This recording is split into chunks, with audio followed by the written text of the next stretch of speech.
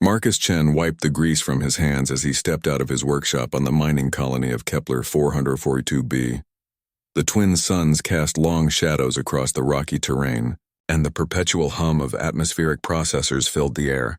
He had been fixing mining equipment for 12 years on this distant world, content with his simple life of keeping machines running for the small human settlement. The ground trembled beneath his feet, followed by a thunderous crash that echoed across the valley. Marcus grabbed his toolkit and emergency beacon, thinking it might be another mining accident. He had seen plenty of those over the years, but as he crested the hill overlooking the crash site, his breath caught in his throat. A massive creature lay crumpled in a crater of twisted metal and scorched earth. At first glance, Marcus thought it was some kind of spacecraft, but as he approached cautiously, he realized the metallic surfaces were actually scales that shimmered with an otherworldly iridescence. The being was easily 40 feet long, with powerful limbs tucked beneath a serpentine body and wings that stretched wider than his entire workshop. A dragon. An actual living dragon from the depths of space. The creature's breathing was labored and thick silver blood pooled beneath its massive frame. But what struck Marcus most was the dragon's eyes, or rather, the lack of them. Where eyes should have been, there were only empty sockets surrounded by scar tissue that looked ancient and deliberate. This magnificent being was completely blind. Marcus approached slowly, his engineer's mind already analyzing the situation. The dragon's breathing was steady but weak, and several of its scales had been cracked in the crash. More concerning were the crude bandages wrapped around what appeared to be recent wounds on its flanks. Someone or something had been hunting this creature. The dragon's head lifted slightly as Marcus drew near, nostrils flaring as it caught his scent. It spoke, its voice like distant thunder mixed with the song of solar winds. The words were in no language Marcus recognized, but somehow, impossibly, he understood them. "Another hunter comes to finish what others began," the dragon said, resignation heavy in its ancient voice. "I am tired of running, small one. Make it quick." Marcus set down his toolkit and held up his hands, though he realized the gesture was meaningless to a blind creature. "I'm not here to hurt you," he said aloud. "I'm a mechanic." "I fix things?" The dragon's great head tilted, confusion evident in its posture. "You speak truth, yet I sense no deception in your scent. Strange. Your species typically shows fear or greed when encountering my kind." "My species has never encountered your kind," Marcus replied, kneeling beside the dragon's injured flank. "At least not that I know of. I'm human. We're pretty new to this whole galactic community thing." A sound that might have been laughter rumbled from the dragon's throat. "Humans. I have heard whispers of your kind from the solar merchants. They say you are a young race, given to acts of unexpected kindness and terrible stubbornness in equal measure." Marcus began examining the dragon's wounds with the same methodical approach he used on broken mining equipment. The injuries were clearly from energy weapons, and some were badly infected. But it was the dragon's blindness that captured his attention. Unlike the wounds, which were recent, the eye sockets showed signs of deliberate removal, performed with surgical precision long ago. "What happened to your eyes?" Marcus asked, surprising himself with his boldness. The dragon was quiet for a long moment. "I was born different from my clutchmates. Where they saw only in the narrow spectrum of visible light, I could perceive the flow of time itself, see probability streams, and the quantum threads that bind reality together. My people considered this a curse rather than a gift. They believed my sight would bring calamity to our race." Marcus felt a chill run down his spine. "So they took your eyes. The Council of Elders deemed it necessary for the greater good. They left me with enough spatial awareness to navigate, but the true sight was removed." The dragon's voice carried centuries of pain. "I have wandered the cosmos ever since, searching for a purpose, for meaning in a universe I can no longer fully perceive." Marcus stood and walked back to his toolkit, his mind racing. He had spent his entire adult life solving mechanical problems, finding ways to make broken things work again. This was just another puzzle, albeit one with scales and the ability to speak. "I might be able to help you," he said, pulling out his scanner and various diagnostic tools. "I can't give you back what was taken, but I might be able to build you something that would let you see again. Different than before, but functional." The dragon raised its head, and Marcus could sense the hope warring with skepticism in its posture. You would do this? For what purpose? I have no wealth to offer, no power to grant. Marcus shrugged, already cataloging the materials he would need. Because it's the right thing to do. Because someone who can travel between stars shouldn't have to stumble through darkness. And because, he paused, searching for the right words, because fixing things is what I do. The dragon settled its great head on the ground, exhaustion finally overtaking it. I am called Zephyr of the Void Between Stars, though most simply call me Zephyr. If you truly mean to help human Marcus Chen, then know that you may be placing yourself in great danger. Those who hunt me will not stop simply because I have found aid. Marcus was already sketching designs in his notebook, his engineering mind fully engaged. Let me worry about that. Right now, let's focus on getting you healed up and building you some new eyes. I've got a feeling this is going to be the most interesting project of my career. As the twin suns set over Kepler 442b, Marcus began the work that would change not only Zephyr's life, but the fate of the entire galaxy. Neither of them knew that their actions were already being monitored, or that 4 massive warships had just received orders to intercept the blind dragon at any cost. 3 days had passed since Zephyr's crash landing, and Marcus had barely slept. His workshop had been transformed into a combination medical bay and high-tech laboratory. The dragon's wounds were healing remarkably fast, aided by a strange gel that Zephyr secreted from specialized glands.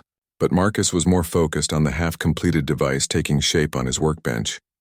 The healing visor was unlike anything he had ever built, using salvaged parts from mining sensors, quantum processors from communication arrays, and even some of Zephyr's own shed scales as conductive elements.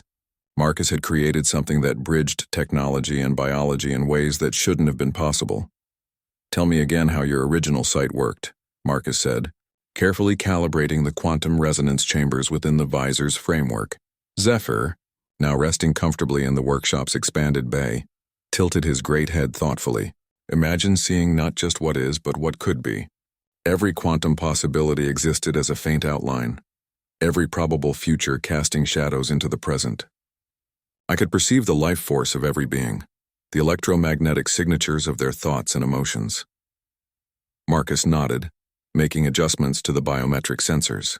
This won't give you that level of perception back, but it should allow you to see in multiple spectrums simultaneously. Infrared, ultraviolet, electromagnetic fields, even some basic quantum fluctuation patterns. The healing function is something I added after studying how your body repairs itself. Healing function? Zephyr asked, curiosity evident in his voice. Your scales contain some kind of regenerative compound. I've managed to synthesize a basic version and integrate it into the visor's systems. It should accelerate healing in anyone wearing it, including yourself. Marcus held up the completed device. It looked like a sleek metallic mask with multiple lens arrays and subtle organic curves that would conform to Zephyr's facial structure. The dragon lowered his head, allowing Marcus to carefully position the visor. As the device activated, its organic components bonding with Zephyr's nervous system, both beings held their breath. Light exploded through Zephyr's consciousness. After centuries of darkness, the world suddenly blazed with color and energy and life. He could see Marcus not just as a physical form, but as a brilliant constellation of bioelectric energy, his thoughts visible as cascading patterns of neural activity. The workshop appeared as a 3-dimensional map of electromagnetic fields and quantum probabilities. It works, Zephyr whispered, his voice filled with wonder. Marcus, you have given me more than sight. You have given me hope. Marcus grinned, exhaustion forgotten in the face of his success. How does it feel? Any discomfort? None at all. The integration is seamless. Zephyr turned his head, marveling at the rich tapestry of information flowing through the visor. I can see your life force, the quantum signature of your thoughts. You are worried about something beyond my healing? Marcus nodded grimly. I've been monitoring long-range communications.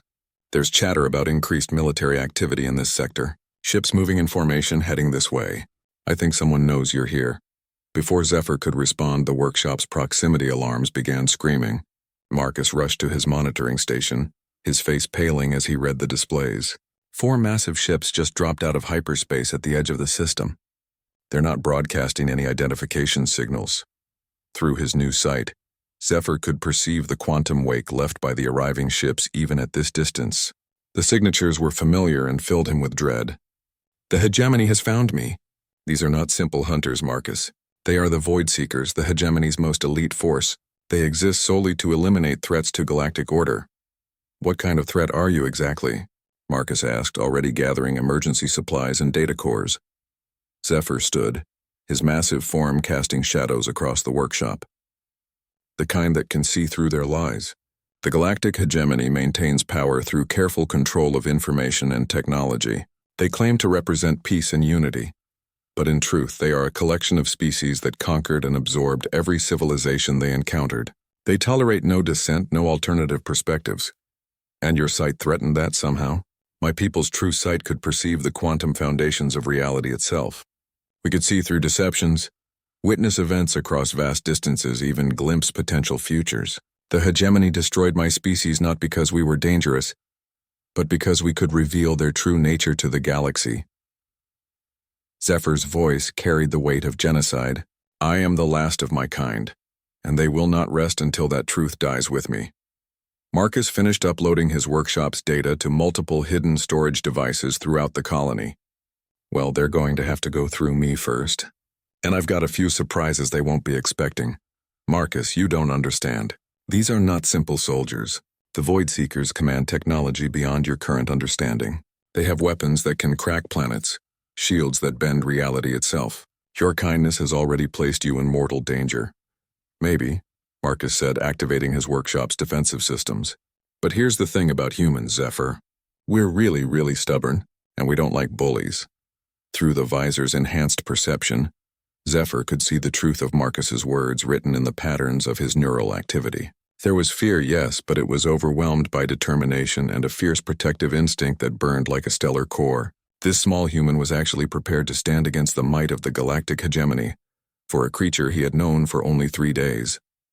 There is something else, Zephyr said quietly. The visor you created. It is not merely a replacement for my lost sight. The healing function, the quantum perception capabilities, the way it interfaces with biological systems. Marcus, you have accidentally created one of the most powerful artifacts in the known galaxy. Marcus looked up from his preparations, realization dawning in his eyes. They're not just coming for you, are they? They're coming for this too. The hegemony would kill billions to possess such technology. In the wrong hands, your healing visor could be weaponized, turned into an instrument of control rather than aid. Zephyr's new sight showed him probability streams flowing around them, most ending in death and destruction. But there were a few threads, thin as gossamer, that led to something else entirely. Then we better make sure it stays in the right hands, Marcus said grimly.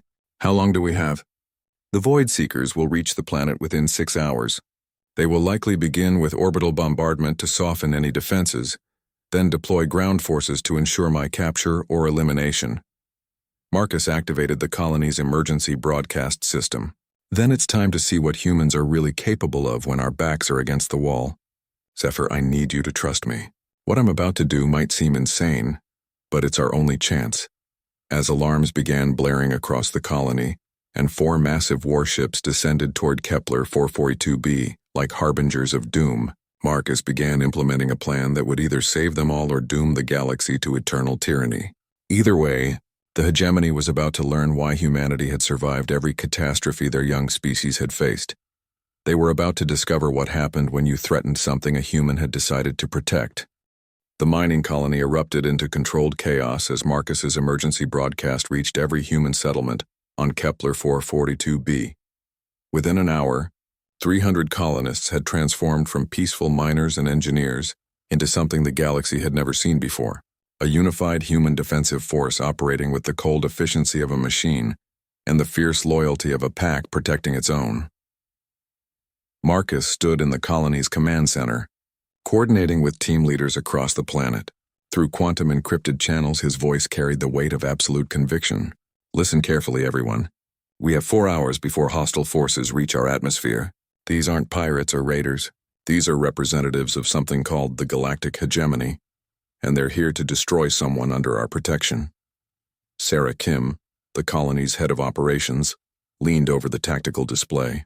Marcus, our defensive capabilities are limited to mining charges and some automated turrets. What you're describing sounds like military ships. They are military ships, Marcus confirmed, but they're also making the same mistake that every powerful force makes when facing humans. They're underestimating us. Through the visor's enhanced perception, Zephyr watched in fascination as the probability streams around them began to shift. Where before only thin threads of survival existed, new possibilities were emerging with each passing minute. The quantum signatures of the humans around him blazed with determination and innovation that bordered on the impossible. "Your species is remarkable," Zephyr told Marcus quietly. "I can see the neural patterns of your people through the visor's perception. They are not soldiers, yet they think like a military unit. They are not warriors, yet they prepare for war with the efficiency of seasoned veterans. That's because every human alive today is descended from survivors," Marcus replied, never taking his eyes off the tactical displays. "We survived ice ages, plagues, wars, and the transition to space travel. We survived because we learned to adapt, to work together, and to never give up when something important is at stake." The first phase of Marcus's plan was already in motion. Deep in the planet's extensive mining tunnels, teams of engineers were installing improvised weapon systems. Plasma cutters were being modified into directed energy weapons. Industrial fabricators worked around the clock to produce electromagnetic pulse devices and kinetic projectiles.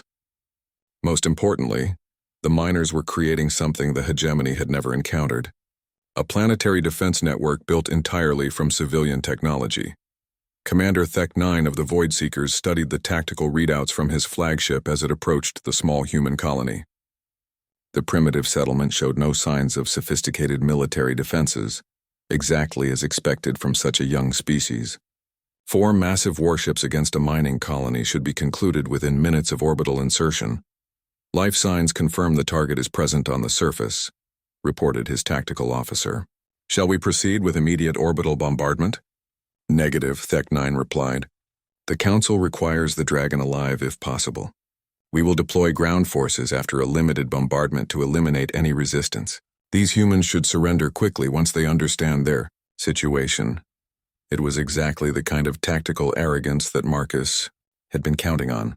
The Void Seekers' first mistake was assuming the colonists would panic.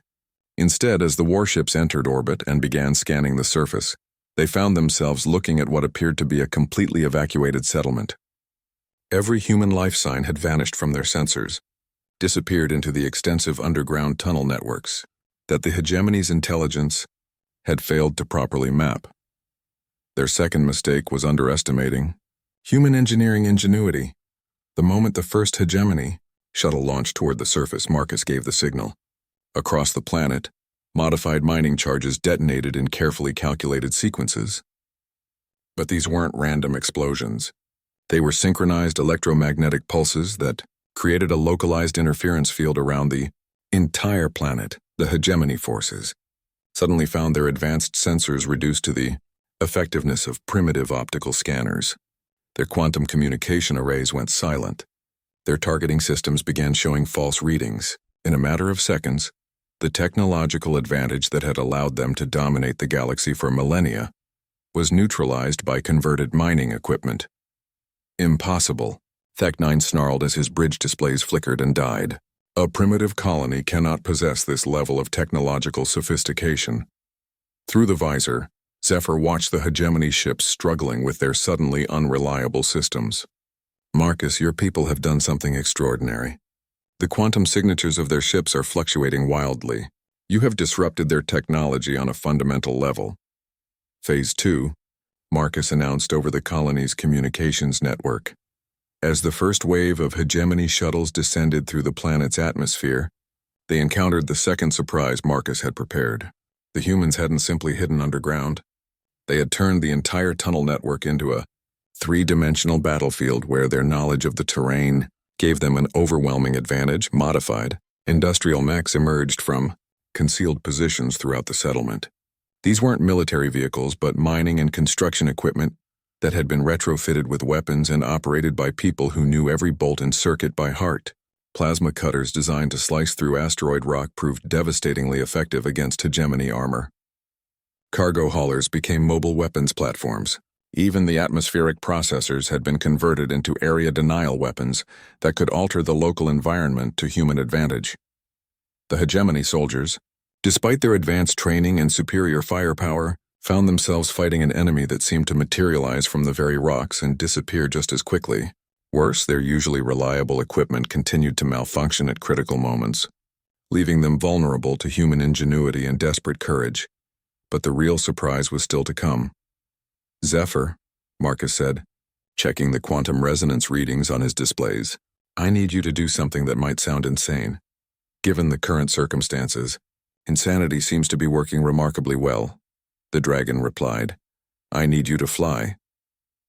Zephyr's new sight allowed him to perceive Marcus's plan in the quantum probability streams flowing around them. It was audacious beyond reason, requiring precise timing and enormous risk. It was also their only chance of turning a defensive action into something that could change the balance of power in the galaxy. The hegemony ships are maintaining orbital position to provide support for their ground forces, Marcus explained. But their sensor interference means they can't accurately target anything moving at high speed through the lower atmosphere. "If you can reach them, the Visor's healing function," Zephyr realized. "You want me to share it with their crews, not share." "Prove a point." Marcus's expression was grim but determined. "The hegemony maintains power by claiming that different species can't coexist, that unity requires domination. But you're wearing proof that humans and dragons can work together to create something neither could achieve alone." Zephyr spread his massive wings, the healing visor automatically adjusting its systems to accommodate his flight preparations. Through his enhanced perception, he could see the probability streams converging on a single moment of critical decision. Everything that happened next would determine not just their survival, but the future of every free species in the galaxy. "Then let us show the galactic hegemony what true cooperation can accomplish," Zephyr said, launching himself into the sky with a roar that echoed across the battlefield below.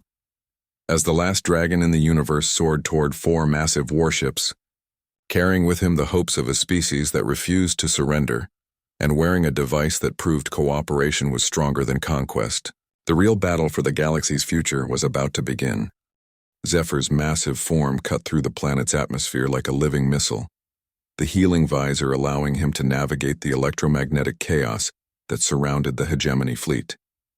Through his enhanced perception, he could see the quantum signatures of thousands of beings aboard the warships, their life forces dimmed by centuries of genetic manipulation and cybernetic enhancement designed to ensure absolute loyalty to the hegemony. Commander Thek-9 watched in disbelief as his sensors detected a massive, organic form approaching at impossible speed.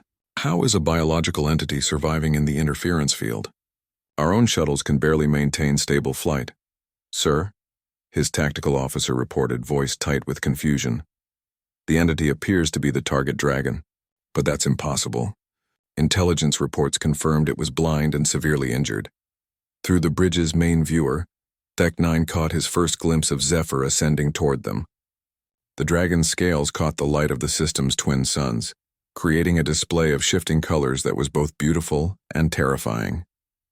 But it was the device covering the creature's face that made the commander's blood run cold. "That technology," he whispered. "Run a quantum analysis immediately." As Zephyr reached the fleet's orbital altitude, he did something that no one had expected. Instead of attacking, he transmitted a message on all frequencies, his voice carrying across every communication channel simultaneously. "People of the hegemony fleet." Zephyr's voice resonated through the ship's speakers. "I am Zephyr of the Void Between Stars, last survivor of the Draconis race. You have come here to destroy me and claim the technology that has restored my sight. But I offer you something your masters fear more than any weapon: the truth." On the planet's surface, Marcus monitored the quantum readings as Zephyr's words reached every being in the hegemony fleet. The healing visor was doing more than just allowing Zephyr to see. It was broadcasting a field that temporarily cleared the cybernetic controls and genetic modifications that kept the hegemony's forces loyal. For the first time in their lives, thousands of beings aboard the warships were able to think freely. The device I wear was not created by some ancient super race or stolen from a conquered civilization, Zephyr continued. It was built by a human mechanic named Marcus Chen, using nothing but salvage parts and 3 days of creative engineering. He did not build it for power or profit. He built it because a stranger was in pain and needed help. Throughout the fleet, soldiers and officers found themselves experiencing emotions they had forgotten they possessed: empathy, curiosity, the desire to question orders that had never made sense. but had been impossible to resist. Your hegemony teaches that different species cannot coexist without domination, Zephyr's voice continued. But I am living proof that cooperation creates possibilities beyond imagination. This human and I have known each other for less than a week. Yet together we have created something that your entire civilization, with all its resources and conquered knowledge, could not achieve. Commander Thek-9 realized what was happening as reports flooded in from across his fleet. Discipline was breaking down. Soldiers were questioning orders. Some were even beginning to refuse combat directives. The quantum field emanating from the Dragon's device was somehow interfering with the loyalty conditioning that held the hegemony together. Target the Dragon, he ordered. All ships maximum firepower, but it was too late. The enhanced awareness spreading through his fleet had reached the weapons operators. Many simply refused to fire on a target that posed no immediate threat. Others found themselves questioning for the first time whether their cause was just. Zephyr, perceiving the chaos through his enhanced sight, saw opportunity in the quantum probability streams. You were told that I must die because my sight threatened the hegemony's stability. But what really threatens them is the knowledge that there are alternatives to their system of control. On the surface, Marcus was coordinating the final phase of his desperate plan. The mining colony's improvised defenses had successfully stalled the hegemony ground forces. But more importantly, they had demonstrated something unprecedented. A civilian population successfully resisting the galaxy's most powerful military force, using nothing but ingenuity and cooperation. Zephyr, Marcus transmitted, "It's time for the real demonstration." The Dragon responded by activating the healing visor's most advanced function. The device began broadcasting its regenerative frequencies on a wide spectrum, reaching every being within orbital range. Throughout the hegemony fleet, soldiers who had carried injuries for years felt pain disappearing. Cybernetic implants that had caused constant discomfort suddenly integrated seamlessly with their biological systems. Genetic modifications that had suppressed their natural abilities began to reverse. For many, it was the first time they had felt truly healthy in their entire lives. "This is what cooperation creates," Zephyr announced, as healing energy washed over the fleet. Not dominance, not conquest, but restoration. The human who built this device added healing functions not because he was asked to, but because it was the right thing to do. The effect was immediate and catastrophic for hegemony authority. Across all 4 ships, beings who had never questioned their place in the galactic order suddenly found themselves capable of independent thought and freed from decades of accumulated physical and psychological trauma. Commander Thek-9 watched his carefully ordered fleet descending into chaos as his own conditioning began to fail. For the first time in 40 years, he remembered his home world before the hegemony had liberated it. Remembered family members who had disappeared during the integration process, remembered dreams he had harbored before cybernetic loyalty implants had made such dreams impossible. "Sir," his tactical officer said, voice heavy with newfound emotion. "I cannot in good conscience continue this mission. These beings have shown us nothing but mercy when they could have destroyed us." Similar scenes were playing out across the fleet as the healing visor's influence spread. The hegemony's greatest strength, the absolute loyalty of its forces, was crumbling in the face of basic kindness and the restoration of free will. Zephyr could see the quantum probability stream shifting dramatically.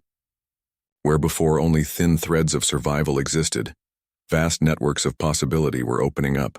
The galaxy itself seemed to be holding its breath, waiting to see what would happen next. "People of the hegemony," Zephyr said, his voice now reaching beyond the immediate fleet through quantum resonance. "You have a choice to make. You can continue to serve a system that requires your slavery to function, or you can choose a different path. The humans below have shown what is possible when beings work together freely. Their technology is crude by your standards, yet they have achieved what your entire civilization could not." On the planet's surface, Marcus watched as hegemony shuttles began landing not to deploy troops but to evacuate them. Across the fleet, beings were making decisions that would have been impossible just hours before. Some chose to remain loyal to the only system they had ever known, but many others began to see alternatives they had never imagined possible. The battle for Kepler 442b was over, but the war for the galaxy's future was just beginning. And it had been won not through superior firepower or advanced technology, but through the simple human belief that everyone deserved a chance to be free. As Zephyr descended back toward the planet's surface, the healing visor continued its work, broadcasting hope and possibility across the star system. The galactic hegemony had sent 4 warships to eliminate a single dragon and claim advanced technology. Instead, they had encountered something far more dangerous, proof that their entire philosophy was wrong. The aftermath of the confrontation transformed Kepler 442b into something unprecedented in galactic history. A neutral ground where beings from across the hegemony could come to experience true freedom for the first time in generations. Word of what had happened spread through quantum communication networks faster than the hegemony could suppress it, and within days, ships began arriving from dozens of star systems. Marcus found himself at the center of a revolution he had never intended to start.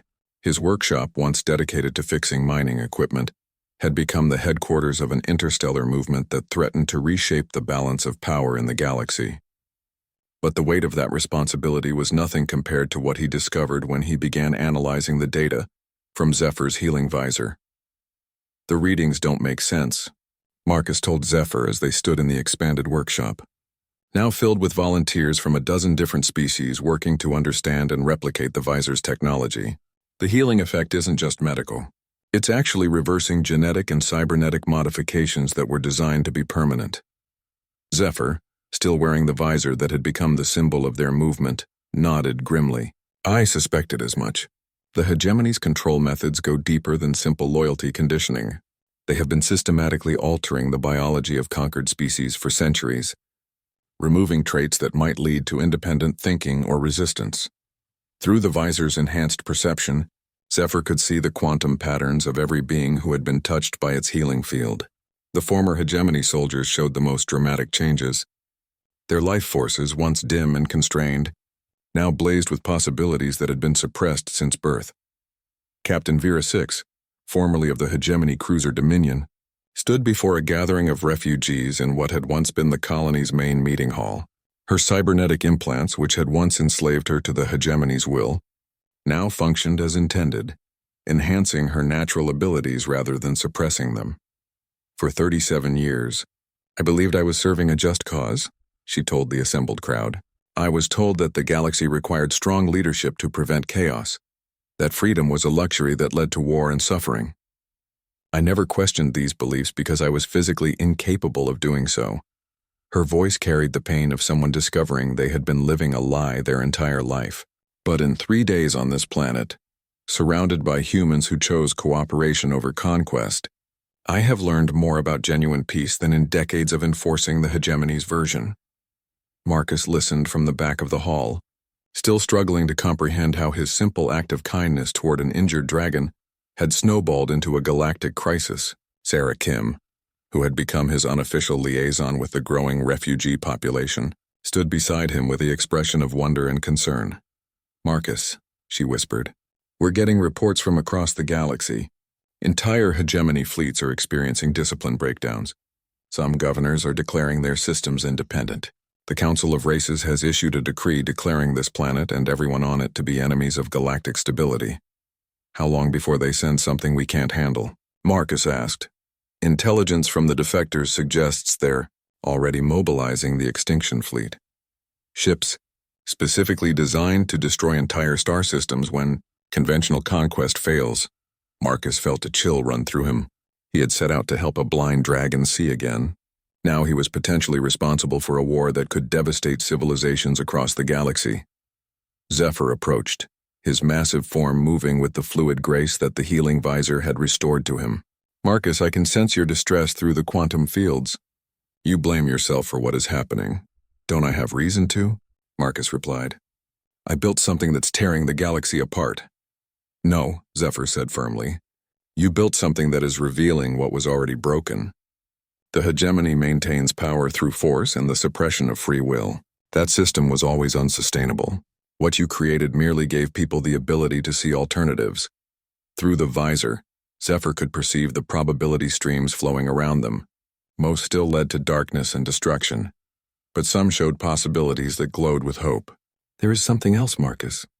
The visor's capabilities extend far beyond what either of us initially understood. What do you mean?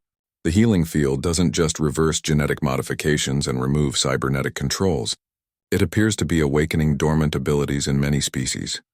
Traits that were bred out of them over generations of hegemony rule. Some are developing enhanced spatial awareness. Others are showing signs of quantum perception similar to my original sight. Marcus stared at his friend in amazement. You're saying the Visor is giving people superpowers? I am saying it is giving them back abilities their ancestors possessed before the hegemony decided such gifts were dangerous to galactic order. Zephyr's voice carried excitement and concern in equal measure. But Marcus, if the hegemony learns the true extent of what your device can do, they will stop at nothing to either claim it or destroy it entirely. As if summoned by their conversation, an alarm began sounding throughout the colony.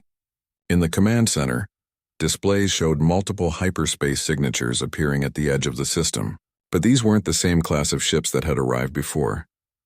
Dear God, Sarah breathed as the tactical readouts updated. That's a dreadnought. One of the hegemony's planet killers. The massive vessel that dropped out of hyperspace dwarfed anything the galaxy had seen in active service for over a century. The HGS Absolute was a relic from the hegemony's early expansion period, when they had faced species that required complete annihilation rather than conquest. Its primary weapon could crack the crust of a planet, turning entire worlds into lifeless rocks. Marcus watched the readings with growing dread. Everything they had built, all the hope they had kindled, could be erased in minutes by a single ship. The refugees who had come seeking freedom would die alongside the humans who had offered them sanctuary. But Zephyr was seeing something different through the Visor's enhanced perception. The quantum probability streams around the approaching dreadnought were chaotic, unstable. The ship's crew showed the same dim, constrained life patterns as the original hegemony forces. But there were anomalies in the quantum field surrounding the vessel. Marcus, Zephyr said quietly, I believe your Visor may have a longer range than we realized. What are you talking about? The healing field that restored free will to the hegemony fleet didn't simply dissipate when they left. Quantum effects can propagate across vast distances under the right conditions. That dreadnought has been traveling through space that the Visor's influence has already touched. Marcus felt hope beginning to stir in his chest. You think the crew might be susceptible to the same effect? I think, Zephyr said, his massive form moving toward the workshop's exit, that it is time to find out if a mechanic's compassion can overcome a weapon designed to destroy worlds. As the hegemony dreadnought Absolute powered up its planet-killing weapons, Zephyr spread his wings and prepared to attempt something that would either save the galaxy or doom it forever. The healing Visor pulsed with energy as it prepared to broadcast a message of hope and freedom to beings who had never been allowed to experience either. The final confrontation between tyranny and liberation was about to begin, and it would be decided not by superior firepower, but by the simple question of whether free will was stronger than the desire to control others. The HGS Absolute hung in space like a monument to controlled destruction, its massive weapons arrays charging with enough energy to reduce Kepler 442b to cosmic dust. On the bridge, High Admiral Keth Prime watched the tactical displays with cold satisfaction. This would be his first planetary execution in over 50 years. But the Council of Races had been clear. The human colony and its alien sympathizers represented an existential threat to galactic stability. Planetary bombardment charges at 60%, his weapons officer reported. Target acquisition locked on population centers. Proceed with. Keth Prime's words were cut off as every sensor on the bridge detected a massive quantum disturbance rising from the planet's surface. Zephyr burst through the planet's atmosphere like a living comet, the healing Visor blazing with energy that registered across multiple spectrums simultaneously. Through his enhanced perception, he could see the dreadnought's crew as thousands of dimmed souls trapped within cybernetic shells of enforced loyalty. But he could also see something else, hairline fractures in their conditioning, tiny cracks created by exposure to quantum fields that had been touched by his Visor's influence during their journey to this system. Impossible, Keth Prime breathed as he watched the dragon approach. A single biological entity against a ship of this magnitude? Sir, his tactical officer said, voice tight with confusion. The entity is broadcasting on all frequencies. The signal is penetrating our shields and electronic countermeasures. Zephyr's voice filled every speaker aboard the Absolute, carrying with it frequencies that resonated not just in mechanical systems, but in the quantum foundations of consciousness itself. People of the Dreadnought Absolute, I am Zephyr of the Void Between Stars. You have come here to destroy innocence in the name of a peace that exists only through the suppression of free will. But I offer you the same gift that was given to me, the chance to see clearly. The healing visor pulsed, sending waves of restorative energy throughout the massive ship. In engineering sections, crew members who had carried injuries for decades felt pain vanishing. In weapons bays, soldiers found themselves questioning orders that had never made sense, but had been impossible to resist. In the command center, officers began to remember dreams and aspirations that had been cybernetically suppressed since childhood. Systems malfunction across all decks, came reports from throughout the ship. Personnel are reporting unusual behavior patterns. But Keth Prime, enhanced with the most advanced loyalty conditioning available to the hegemony, fought against the influence washing over his ship. Security teams to all levels. Anyone showing signs of insubordination is to be immediately neutralized. Through the visor, Zephyr could see the Admiral's life force, dim and constrained like the others but wrapped in additional layers of cybernetic control. This was a being who had been so thoroughly modified that almost nothing of their original nature remained. Yet even there, Zephyr perceived tiny sparks of what had once been natural curiosity and compassion. On the planet's surface, Marcus monitored the quantum readings with growing amazement. The visor's effect is propagating through the entire ship faster than I calculated. It's not just reversing their conditioning. It's creating a cascading reaction as crew members begin to influence each other. The transformation aboard the Absolute was unlike anything in recorded galactic history. Beings who had served the hegemony without question for their entire lives suddenly found themselves capable of independent thought. Security teams sent to suppress dissent instead joined conversations about concepts they had never been allowed to consider. Justice, freedom, the right to make choices about their own lives. Commander Zix-7 of the ship's Marine contingent stood in the main assembly bay, addressing hundreds of soldiers who had gathered in defiance of direct orders. Her cybernetic implants, once instruments of control, now functioned as they were originally designed, enhancing her natural abilities rather than suppressing them. For 23 years, I have killed in the name of peace, she told the assembled troops. I have conquered worlds to bring them stability. I have enforced order by destroying anyone who questioned that order. And I never once wondered if there might be a better way, because I was incapable of wondering. She gestured toward the viewports showing Zephyr maintaining position outside the ship, the healing visor continuing to broadcast its restorative influence. That creature and the humans who aided it have shown us what genuine cooperation looks like. They faced our overwhelming force not with violence but with an offer of healing. They could have used their technology as a weapon, but instead chose to use it to set us free. Throughout the ship, similar scenes were playing out as thousands of beings experienced free will for the first time in their lives. The hegemony's most powerful weapon was becoming its greatest liability as crew members refused orders, questioned authority, and began to imagine alternatives to the only system they had ever known. High Admiral Keth Prime watched his carefully, ordered ship descending into chaos, and made a decision that would have been impossible before the dragon's influence reached him. For the first time in 50 years, he remembered his name before the hegemony had assigned him a designation. He remembered his home world before it had been integrated into galactic society. He remembered family members who had disappeared during the loyalty conditioning process. His name had been Kethril Mornhaven, and he had once dreamed of exploring the galaxy to learn about different species and their cultures, not to conquer them. All stations, Keth Prime announced, his voice carrying across the ship's communication systems. Stand down from combat readiness. I am ordering an immediate ceasefire and requesting permission to establish communication with the surface. The bridge crew, many of them experiencing their first moments of genuine free will, looked at their commander with a mixture of shock and relief. Some wept openly as suppressed emotions flooded back into consciousness. Others simply stared in wonder at displays showing a world they had been ordered to destroy, but could now see as home to beings who had offered them nothing but kindness. Zephyr, perceiving the transformation through his enhanced sight, transmitted a final message to the ship. The choice is yours now. You can return to the hegemony and report your failure, knowing that you will be reconditioned and that your brief taste of freedom will be erased. Or you can choose a different path. The response came not from the Admiral, but from thousands of voices speaking in unison, "We choose freedom." Over the following weeks, Kepler 442b became the capital of something unprecedented in galactic history. A coalition of free worlds united not by conquest or coercion, but by shared ideals of cooperation and mutual respect.